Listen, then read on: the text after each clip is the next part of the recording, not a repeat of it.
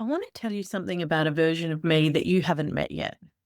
There's a version of me who was extraordinarily good at her job and completely unable to rest, who could hold a room, hold a team, hold a crisis, and could not, for the life of her, hold still on a Sunday afternoon without a creeping sense of dread that she was falling behind.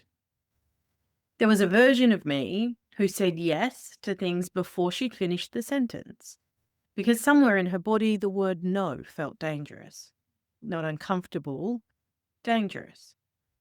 There was a version of me who burned out twice, who rebuilt, who burned out again in a different shape, in a different job, in a life that looked nothing like the previous one, and had to sit with the uncomfortable realization that the external circumstances were completely different and the internal pattern was identical. That realization that the problem was not the job or the relationship or the workload, but something that traveled with me regardless of the external conditions, that was the beginning of the only thing that actually changed anything. Today, I want to tell you what I learned, not about the pattern, about where it came from. Welcome back to Unapologetic Edge. I'm Philippa Scott.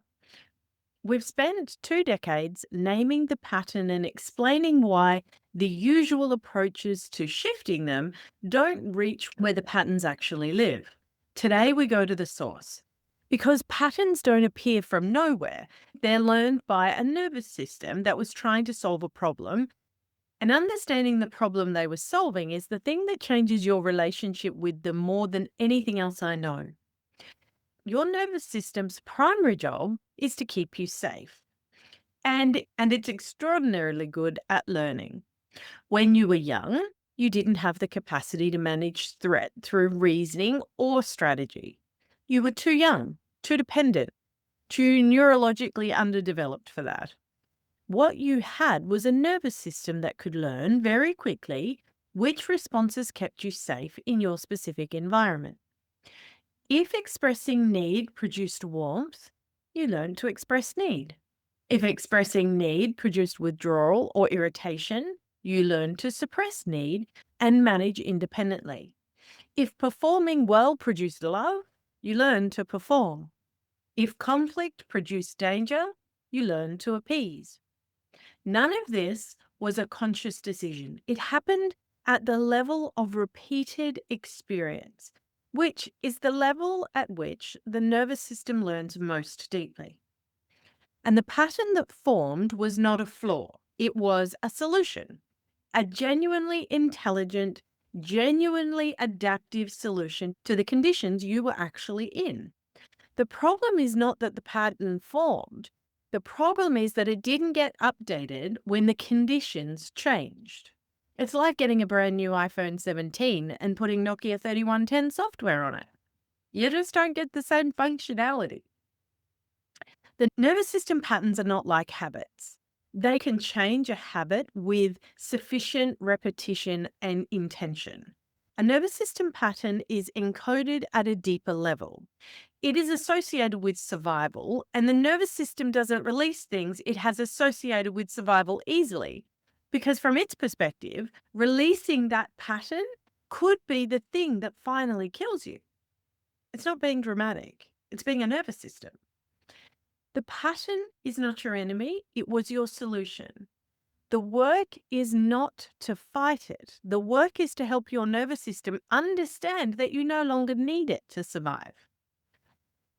Let me connect this to the 5 patterns we talked about in an earlier episode, because I think it helps to see where each one comes from. Achievement addiction almost always forms in environments where love or belonging was conditionally attached to performance, where being good enough was a moving target, where you learned that producing was how you earned your place. The child who gets this message doesn't decide to become an overachiever. They become one because it worked. It produced the safety they needed. People pleasing forms in environments where other people's emotional states felt dangerous or unpredictable, where keeping the peace was necessary for genuine safety. where a child learned that their job was to read the room, anticipate the mood, and manage the environment before it became threatening. This is a sophisticated and incredibly demanding skill. It is also complete self-erasure. Hypervigilance Hypervigilance forms in environments where safety was inconsistent, where good moments could become bad moments without warning, where the only logical response was to stay alert all the time because relaxing had previously been the moment the threat arrived. The nervous system that learned this lesson never gets to stop scanning because stopping once felt catastrophic. Control patterns form in environments where powerlessness felt threatening, where unpredictability was associated with harm, where taking control of whatever could be controlled was the only available response to circumstances that were genuinely out of control. Collapse patterns often form as the aftermath of sustained high functioning under threat. The person who had to be okay, had to perform, had to manage for so long that the nervous system eventually reaches a point where it simply cannot maintain the activation any longer and crashes completely. The collapse is not weakness, it's the system protecting itself the only way it has left. I want to pause here and ask you something. When you think about the pattern you recognized last week, can you now see where it might have come from?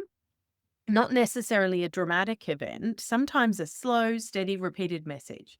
Sometimes a relationship, sometimes a period of time, sometimes just a texture of how things were. You don't have to have the full picture, but notice whether something is starting to take shape. Understanding where the pattern comes from does not make it disappear. I want to be honest about that because I've heard that promise made and it's not quite right. What it does do is change your relationship to it.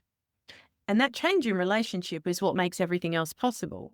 When you understand that you people please because the nervous system that was trying to keep you safe learned that managing other people's emotions was the safest thing to do, you stop experiencing people pleasing as a moral failure. You start experiencing it as information, as a signal.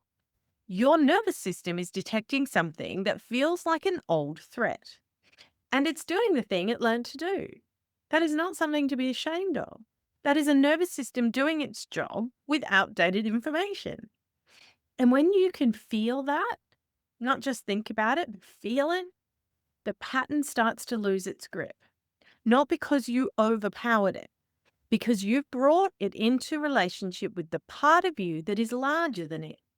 The part of you that can say, I see you. I know what you're doing. I know why you learned this. And I'm here now and I've got this and you don't have to work this hard anymore. That conversation between adult you and the pattern your nervous system formed is where actual change begins. And there are structured, evidenced ways to have that conversation, ways that reach the nervous system at a level where the pattern lives, rather than trying to argue the pattern out of existence from above. That's what the work looks like. And next week, I'm going to be very specific about what it costs to not do it.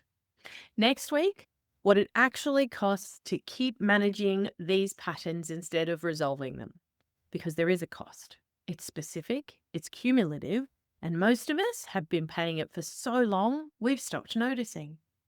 Reclaim your edges in the show notes. If this episode has landed, if something in the origin story of your pattern has started taking shape, this is a program designed to help you get precise about what's running and what it will take to change it at the level it lives. 4 weeks, self-paced. The link is in the show notes, and the burnout audit is also there if you haven't taken it yet. It's a great first step. It'll take you 5 minutes, it's free, and it'll show you specifically which patterns you're running highest. I'm Philippa Scott. This is Unapologetic Edge. I'll see you next week.